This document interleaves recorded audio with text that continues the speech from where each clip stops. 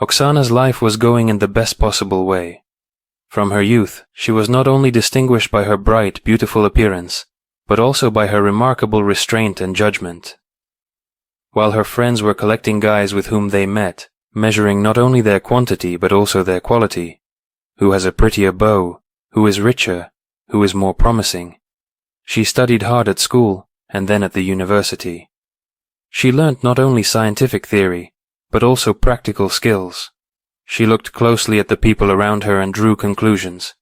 Immediately set herself a goal, to achieve success in life not with the help of a cool husband or a lover, but by herself, at the expense of her own abilities. In this case, it cannot be said that the girl led a reclusive way of life, and parties attended, and went on dates, even a couple of novels had. But all this was just a little rest from studies, no binding entertainment.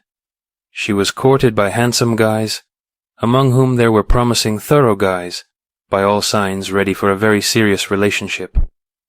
But Oksana herself was not ready for such relationships, and when the courtship of suitors became too persistent, she politely but resolutely cut off all ties.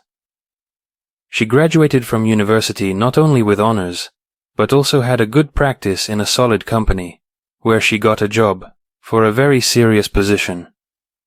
Her duties included conducting business negotiations, often with foreign customers.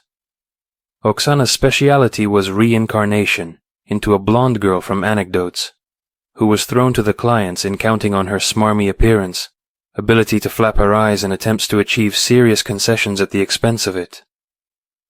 Those who saw how in the middle of negotiations, the naive empty girl turned into a knowledgeable intelligent specialist, with ruthless icy politeness to squeeze the confused client, said that it was a spectacle worthy of the Olympic gods. The girl managed to conclude contracts on terms that her boss would never dare to dream of. That's why today he especially counted on Oksana. There was a delegation from a large Dutch concern, which was headed by a man who was very keen on the female sex, as the intelligence found out. Everything was going in the best possible way. The plane arrived on time. They were preparing for the meeting, but suddenly Oksana's phone rang, which she did not have time to switch off. Oksana Yurievna? It's a call from the city hospital. Zueva Tatiana Grigorievna. Is it your mother? Yes, the girl whispered in a hushed voice. What happened? She was in a road accident. Now she's in intensive care. She needs medicine, blood. Can you come? Yes, of course. I'll be right there. Give me the address. She frantically searched for her purse with car keys, money, documents. What happened, Oksana? Anxiously asked the chief. Alexei Konstantinovich, I'm leaving. My mother is in intensive care. The accident, sorry. Replace me with someone. She kept trying to run away from the table. Oksana, don't go crazy. We've been waiting for this contract for 3 years, and if we screw it up now, the competition will beat us to it. You can't leave me now. The well-being of our entire firm depends on you. No one knows all the figures and nuances but you. No one can negotiate. Alexei Konstantinovich, don't you understand? Mom is there. And you think that as soon as you arrive everything will get better? She'll come out of her coma? She needs medication, support from doctors, not you. Listen to me and don't interrupt me. Andrei Petrovich and his guys will go to the hospital. I will give him all the powers. Unlimited card with corporate funds. I will personally call the head doctor. I will agree on everything. We will cure your mum. We will not spare any money. But you have to meet the Dutch and negotiate at the highest level. Marina will be on the phone here. She'll take all calls. She'll have the information. Please don't let us down. Oksana gave in to the chief with great reluctance. She had the money, but the chief's support and his personal acquaintance with the head doctor could come in handy. After all, really, Mum was in coma, she would not be allowed to visit her, and everything necessary would be delivered anyway. The chief came closer, put his hand on her shoulder. Don't cry, girl, don't cry, we'll help your mum. I've already talked to the head doctor. Calm down. What can I get you? Coffee, tea, juice, bird's milk. Ask whatever you want. We're all your slaves now. Oksana smiled forcefully and began to tidy herself up. Marina came running with a whole box of long cosmetics and together with her secretary Lenochka, they began to tidy up Oksana's face. By the beginning of the meeting it was already the same Oksana, collected, businesslike, putting on the guise of a silly girl, and waiting for the right moment to reincarnate. The negotiations were brilliant. Oksana surpassed herself, and achieved incredible concessions. It was a balancing act on the edge of reasonableness.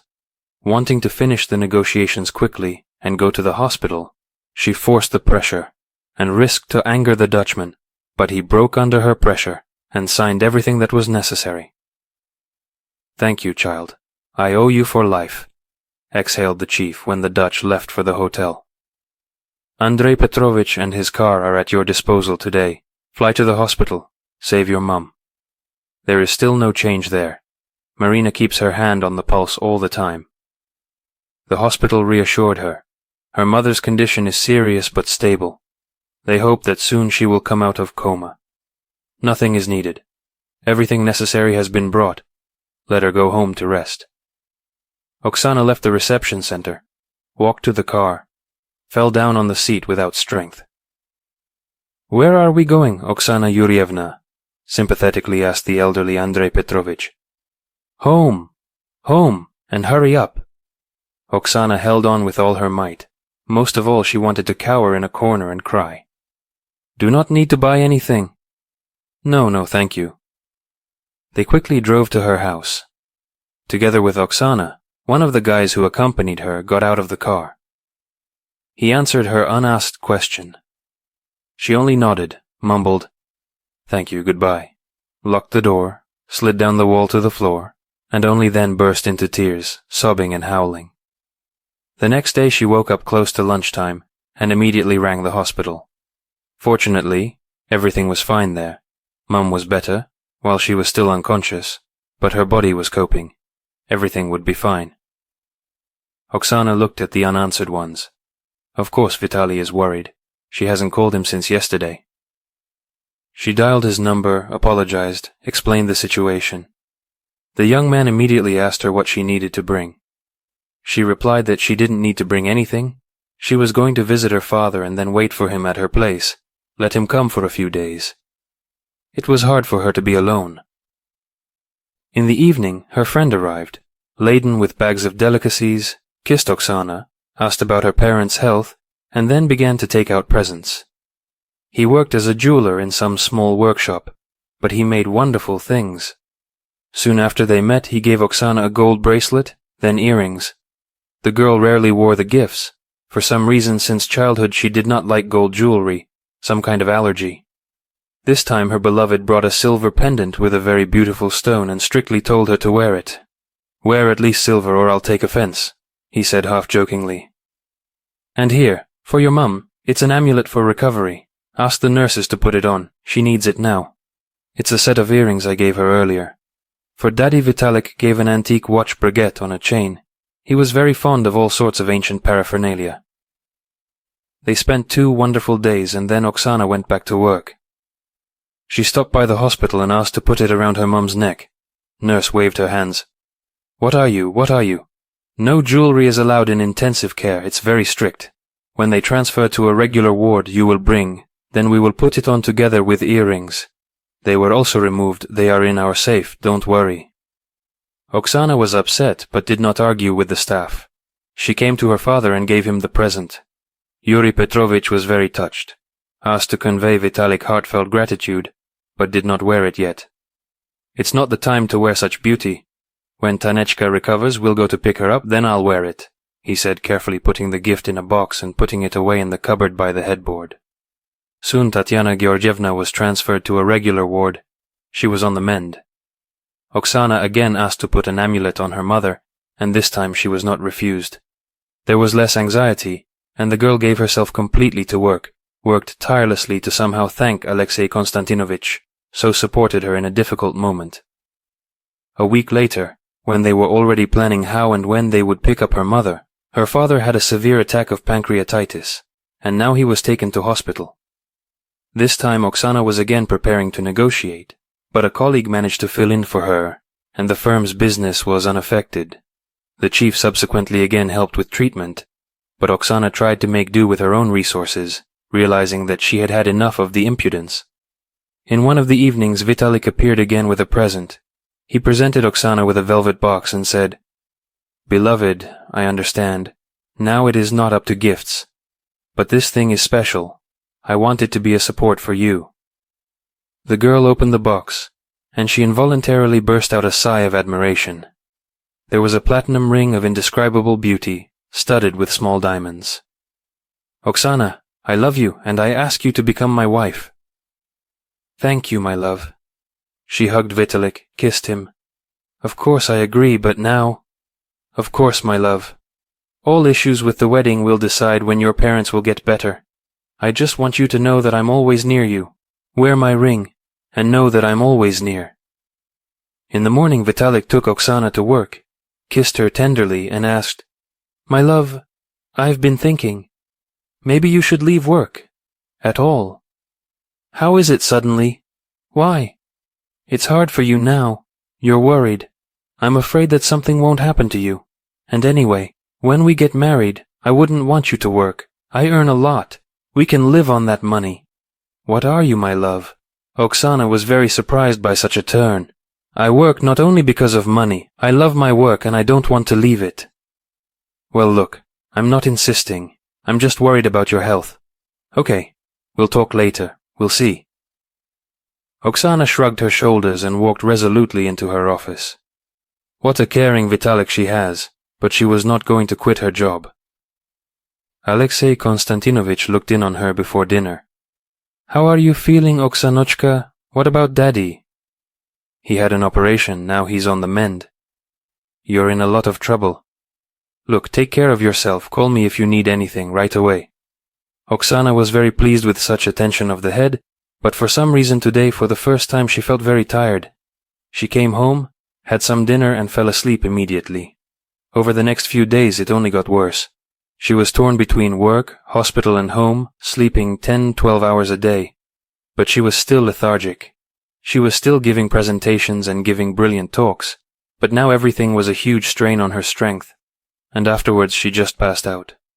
She had to drive her car into the garage and use the company car, which was literally imposed on her by her boss, as it was dangerous to drive in such a state. Even with her fiancé, she rarely saw him.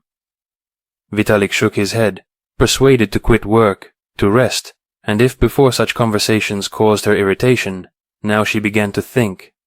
And maybe. And really. Once at the very beginning of the working day, she was summoned by Alexei Konstantinovich. In his office was a young man of about 28, with a pleasant, strong-willed face and attentive grey eyes. "Here, Oksana. Meet Igor. He is from the police." "I'm sorry, but it was me who invited him. Is it work-related?" "No, Oksana, it's not work-related.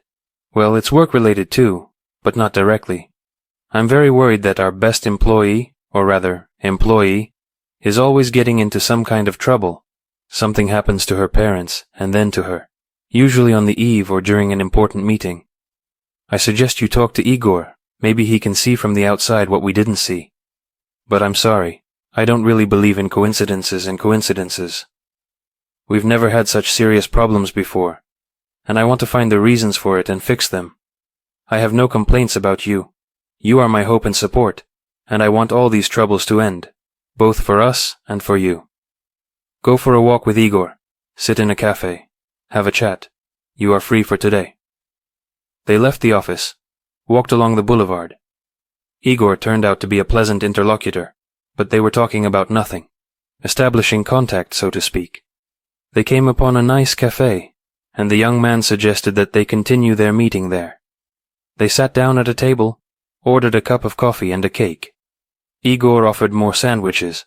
Oksana refused, and the guy, sighing, took a few for himself. A little embarrassed, explained, "I've been running since morning, I'm hungry." Soon the business conversation began. "Tell me, Oksana, please, what started all these troubles? Everything seemed to be fine before." "Yes, everything was fine before.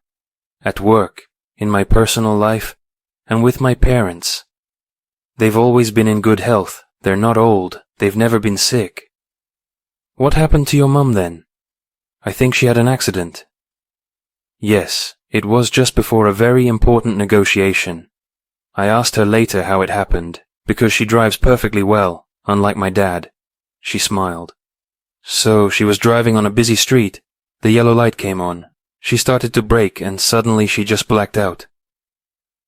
What do you mean, blacked out? Igor asked quickly. I don't know. Oksana shivered.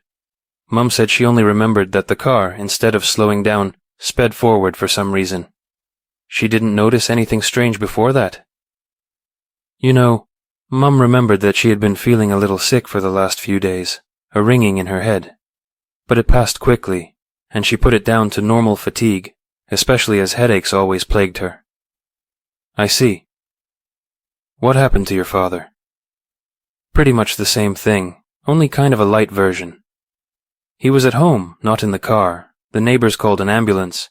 He was treated quicker. He didn't end up in intensive care, and I was able to cover for him at work. He had a pancreatitis attack? Yes, there were problems with the pancreas, but it was the first time it had happened so suddenly. Oksana sighed. And now you started to have health problems? Well, what difficulties there are, the girl grumbled unhappily. I'm just tired, I'll rest a little, and everything will pass. Excuse me for God's sake. I am not asking these questions out of idle curiosity. Please try to hear and answer them unbiasedly. So, have you recently thought of leaving your job and becoming a housewife? No. Oksana was clearly unpleasant this conversation, but she tried not to get annoyed. What to take from a policeman who sees a suspect in every dog running past? But Vitaly always wants to see me at home near the cooker. Is that your husband? Fiancé. He's very worried about my health. Worried that I don't overwork myself. And you want to keep working? Yes, she answered hesitantly, not wanting to confess her recent thoughts of quitting. I love my job. I'm appreciated and respected. I earn a good salary. Well, I won't bother you any more with digging into personal and industrial issues. Igor smiled. Maybe your bosses are making a big deal out of it. They were silent for a while. Then Igor asked, pointing at her platinum ring. Excuse me. I keep admiring your ring. It's very unusual, beautiful. Vitalik gave it to me as a gift, an engagement ring. Oksana was glad to change the topic to a more mundane, neutral one. He made it especially for me. Made it? Yes, he's a master jeweler, a high-class jeweler. Wow, that's great. Oksana, will you introduce me to him? And why, excuse me? The girl was wary. You know, my parents have a silver wedding soon. I want to give them something unusual, some rings, earrings for my mother and so on. But in the shops there are only consumer goods or very expensive models, and I'm not a millionaire. The guy waved his hands. Or your fiancé only makes such things for you. Well, why? Only for me. He also made gifts for my parents. Oksana smiled. For my mum, earrings and a pendant. For my dad, an antique pocket watch. How wonderful. Well, for a girl like you, and gifts should be appropriate. They chatted a little more and went their separate ways. Oksana, taking advantage of the unexpected day off, visited both parents, and then went home. For some reason, these simple actions exhausted her, and she barely made it home, where she almost immediately climbed into bed and fell asleep. We should ask for a holiday, take a week or two off, she thought, before she fell asleep. 3 days passed, and Oksana clearly understood that she needed a rest. She had to go to Alexei Konstantinovich and ask for leave. The chief promised to let her go for a fortnight, but on the condition that she would finish all current affairs and prepare a replacement for the holiday. A few days later, Alexei Konstantinovich called her into his office again in the morning, and Igor was there again. Oksana, how are things going with you? That Sveta is getting into work. Can we leave things to her for the duration of your holiday? I think it's possible, Oksana said cautiously. She's a smart girl. She catches everything on the fly. She has the grip, but... She hesitated. She's kind of mean. She has something bad in store for everyone. Well, it's not necessary to like everyone. The main thing is to do the job. The chief waved away. Maybe so. The girl nodded absent-mindedly. She had some uneasy feeling. Besides, Vitalik didn't contact her all day yesterday. There were no messages from him, and her phone didn't answer. He used to have very urgent orders too, but he always found time to send a short message. Oksana, I'm sorry. Did you talk to your fiancé about my request to help with a gift for my parents? I did, but Vitalik said he's busy with work right now and it'll have to wait a few days. He's probably on a rush order. He didn't even check in yesterday. Again, I'm sorry, Oksana, but he won't be in touch with you anytime soon. What? Did something happen to him? The girl turned pale. Yes, something happened, but not what you think. He's alive and well, but he's under arrest. Arrested? What are you talking about? Oksana started to shake. Yeah, arrested. Both him and his accomplice Sveta, who was supposed to replace you at work. Now Alexei Konstantinovich will tell you something. Oksanochka, I suspected something wrong at once when your mother went to the hospital so unexpectedly on the eve of the negotiations with the Dutch. Everything was very deliberate. I was able to talk you into it. We still had these very important clients. Well, all right, I guess that's what happens in life. Then your father goes into hospital, again before an important negotiation. But there is a replacement for you, the same Sveta, who has recently joined us, but has managed to prove herself well. And then the problems with you start. I've always valued you very much, and I must admit I saw you as my successor. Suddenly you get tired of the slightest effort. You think about going on holiday, even quitting your job. Yes, Vitalik really wanted me not to work, to stay at home. He was worried about my health. But why was he arrested? I'll tell you the answer, Oksana, Igor said. I hate to break it to you, but Vitalik was not who he said he was. What? Oksana jumped up. Please hand me your engagement ring for a moment, and your earrings. Look, on the inside you see these dots? They're barely visible, but they're there. I'm sure you'll find them on your mother's earrings and pendant, and on your father's watch. They're inbuilt devices that make the wearer very ill. They're universal, so they can be used on anyone. But how? Mom's had an accident. Dad's got pancreatitis. I'm just so tired. Once again, it's a universal device. It doesn't cause illness. It only makes it worse. Your mom's always had headaches, and now she's had an attack at the worst possible time. Dad had pancreatic problems and he got a seizure too. You were tired, it was just building up, but it was getting to the point where you'd quit your job. And Sveta would take your place, the chief finished. But why? I don't understand. Oksana was confused. To make such a combination? To make me sit up and get me out of the job? Not only that. Igor shook his head. This is only a part of the plan that your chief's competitors wanted to implement. Your thriving office was a bone of contention for them. They wanted to take over the whole business, so the stakes were very high. They persuaded Vitali, a really clever jeweler, to prepare gifts for your parents and you with stuffing, the device inside. The unhappiness with your parents has sapped your well-being and your chronic fatigue has turned into current fatigue. And as a result, in your place is Svetlana, who works in good faith for a while and then drags Alexei Konstantinovich into a shady deal, discredits and kills him as a businessman, ruins him and throws him out of the market. But why did Vitalik do this to me? The poor girl cried without hiding her tears. We loved each other. Unfortunately, I don't know that, Igor sighed. Of course, it was not possible to prove the criminal scheme to eliminate the competitor under the law. But Vitali, Sveta, and several other people were convicted of causing serious harm to Oksana and her parents as part of an organized group acting by prior agreement, and they received serious sentences. The girl was very worried about everything that happened to her. She had a nervous breakdown.